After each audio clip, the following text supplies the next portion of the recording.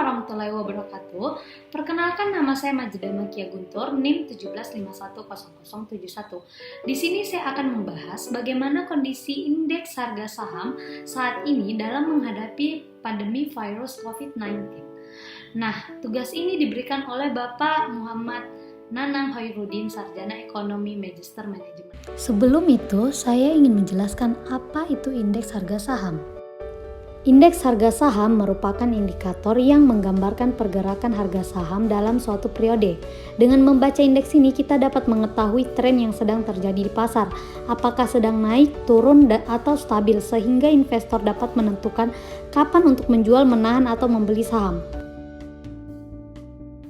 Adapun tujuan atau manfaat dari indeks saham antara lain: pertama, mengukur sentimen pasar; kedua, dijadikan produk investasi pasif seperti reksadana indeks dan ETF indeks serta produk turunan; ketiga, benchmark bagi portofolio aktif; keempat, proksi dalam mengukur dan membuat model pengembalian investasi atau return, risiko sistematis dan kinerja yang disesuaikan dengan risiko, serta proksi untuk kelas aset pada alokasi aset. Nah, lalu bagaimana dampak COVID-19 ini terhadap indeks harga saham? Mari kita kaji.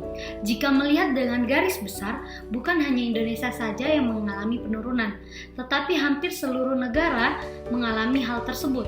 Mengacu data Bursa Efek Indonesia, sejak awal tahun sampai 24 Maret 2020, indeks harga saham gabungan terkoreksi 37,49%, senada dengan ambrolnya bursa saham di Asia Tenggara seperti bursa saham Filipina melemah 38,91%, diikuti pelemahan bursa Thailand 34,37% dan bursa Vietnam anjlok 31,40%. Pandemi virus corona menjadi momok yang menakutkan, membuat para pelaku pasar melakukan jual pada pasar saham global.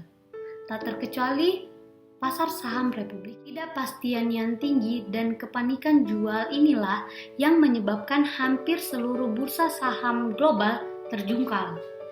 Ternyata ada beberapa sektor yang kurang terdampak akibat COVID-19 ini. Nah, sektor-sektor apakah itu? Pertama, sektor healthcare atau kesehatan. Yang kedua, telco atau telekomunikasi. Yang ketiga, poultry, pakan ternak. Dan keempat, customer staples atau sektor kesehatan tentu diuntungkan dengan meningkatnya permintaan dari rumah sakit dan banyaknya masyarakat yang ingin check up untuk mengantisipasi COVID. Hal itu dapat dibuktikan dengan meningkatnya PT Kimia Farma sebesar 23,08% ke posisi Rp1.280 per saham pada saat tanggal 26 bulan 3 2020. Diikuti dengan Indofarma yang naik 23,03% ke posisi Rp1.085 per saham. Sektor telekomunikasi, nilai saham meningkat dikarenakannya ada himbauan untuk mengerjakan di rumah atau biasa disebut work from home. Nah, begitu pula untuk para pelajar untuk melakukan online atau daring melalui sosial media. Ya.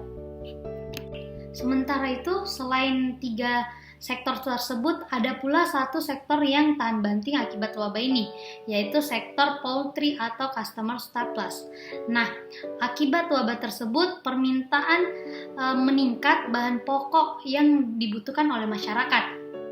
Hal ini dapat dibuktikan dengan melihat saham PT Japra Comfort Indonesia yang 10,30% ke posisi Rp910 per saham.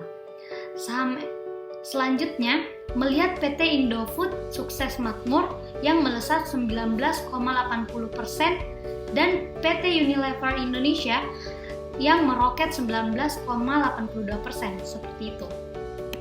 Terima kasih telah menonton video ini, semoga bermanfaat untuk kita semua. Mohon maaf bila ada kekeliruan atau kesalahan informasi. Saya pamit undur diri. Don't forget like, comment, and share. Thank you, bye-bye.